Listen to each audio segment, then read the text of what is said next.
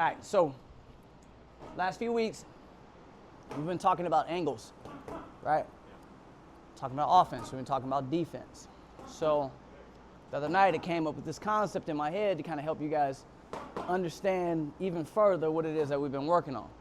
So this is what we call zones of entry with like a little foot position.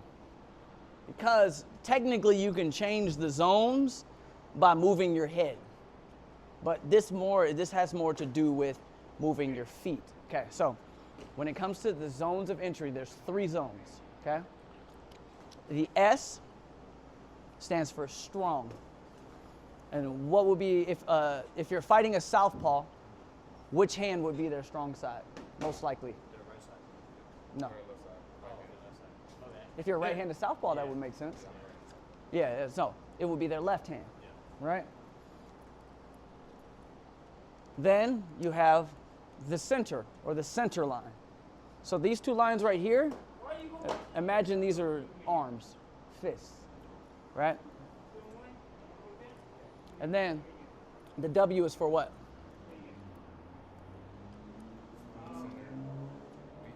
Weak, for the weak side. So the weak side against orthodox would be what side? Right side. No. Against orthodox. Which side would be my weak side? Which side is my weak side? My left side, right? Basically the jab hand, right? So, moving on. So you got the strong side, the weak side, and the center line. Okay, so this is where everything is going to end up starting. When you touch gloves, you're going to be center on center. So check check out these up here. I'm going to circle them in blue. See, there's 3 and 6, 6 and 6, 3 and 6. Do you know what that represents? Kinda. Chances, yes. How many punches can you throw in boxing? Basic. 6. So if we're in the center line, really, we standing like this. Yeah. I can hit you with all 6, okay, and you can hit me with all 6. Yeah. That's shitty math, isn't it? Yeah. But check it out. Here's a concept. All right, this is a lot. This is complicated. This is a complicated diagram. Pay attention. So here, we have these 2 concepts. Anybody want to guess what that HOL stands for? I'm going to give you the H, head.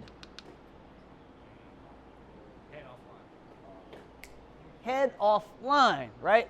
So you can technically move your head to the strong side or the weak side, and makes the math better, right? Because once you get on the one side, your opponent has 3 punches. Why?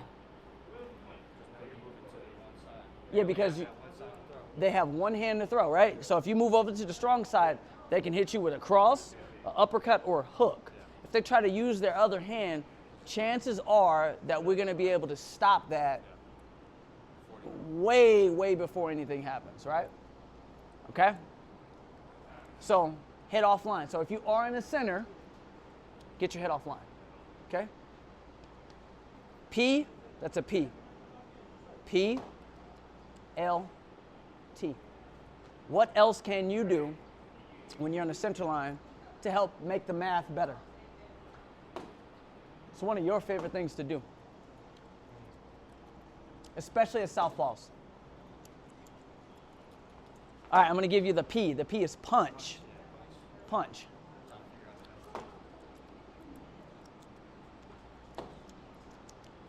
The L is lane. Punch, lane. I'm happy. You say it all the time, too. Yeah, I say it all the time, but you guys don't listen. Punch, lane. Think about cars, vehicles, lanes. Travel. Travel? Close. What's something that everybody hates? Punch, lane, transition? No, what does everybody hate on the road? The thing you hate the most? Traffic. Traffic. Yes, traffic. Yay, Travis. Punch, lane, traffic, okay? So if you want this math to be better, take away one of their hands by posting them up. So, like, open stance, southpaw versus orthodox. It's the easiest shit to just stick your hand over there. But you can do it no matter what stance they're in. Okay?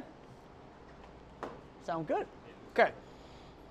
So what is important is that when you're thinking about this, if you just step over, right? I'm standing here, boom, and I'm like, I don't like this math. I'm going to step over here. I'm going to walk right into a hook. Why? You just stepping across. You're crossing the street without stopping traffic. So what's the best way to cross the street? I don't like that. Or boom, boom, move. Punch, punch, move. So punch lane traffic, you can do it by posting or you can throw a punch. You remember us jabbing? What's the term? Jabbing? No. When we're doing this shit. What do we call it? Very hard.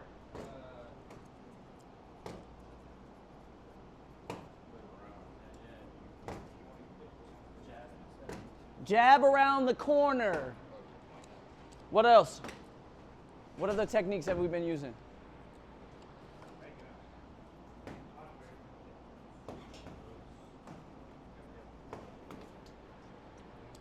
Give me one other one.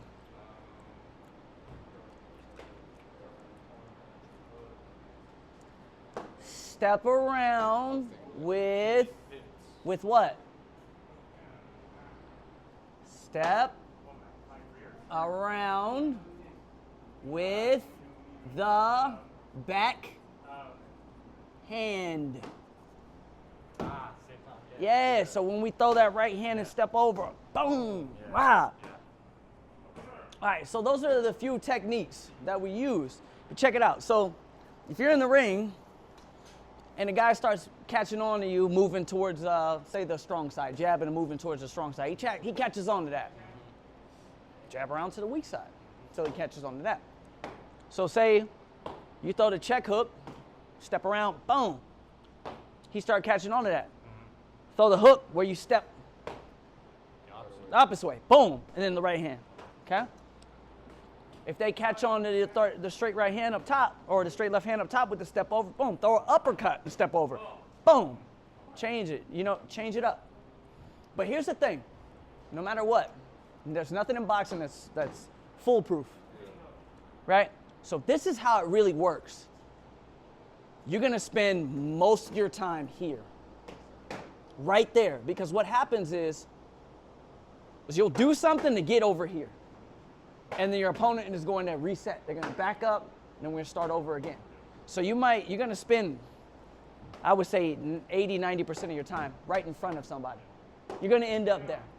But you don't need to stay there. So the way you get away is the few techniques that we talked about. But remember, it's going to go from here to here, then here to there, and then back. Boom, boom, boom, boom.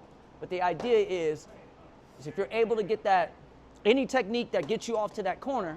This is why when we throw the check hook, we throw a 1-2. We step over with that backhand and throw a 1-2 because we're looking to score some points. Pat, pat, pat. And we know it's going to reset. So we're looking to get our shit off before the reset, right? And then we're attacking the reset. You're going to gain some traction when you attack the reset. So this is zones of entry when it comes to foot position. Because there's going to be a lot of coaches and people that see this video and be like, Coach Cleveland, know what the fuck you're talking about. Usually you could just move your head. Yeah, I said that already. Head offline, punch lane traffic is how you get the math to be better. All right, one more quick note. So check this shit out. How could I change these numbers from 3 to 6 to 3 to 0? Meaning you have 3 punches and they have 0. No. Think about it. How do we take anything away in the center?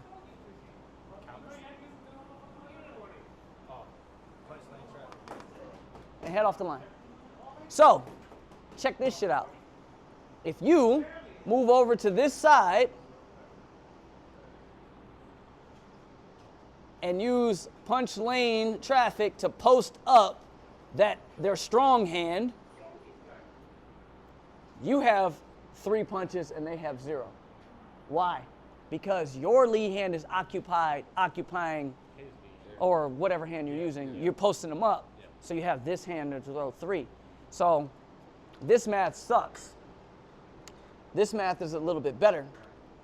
This math is the goal. Boom. Kill it.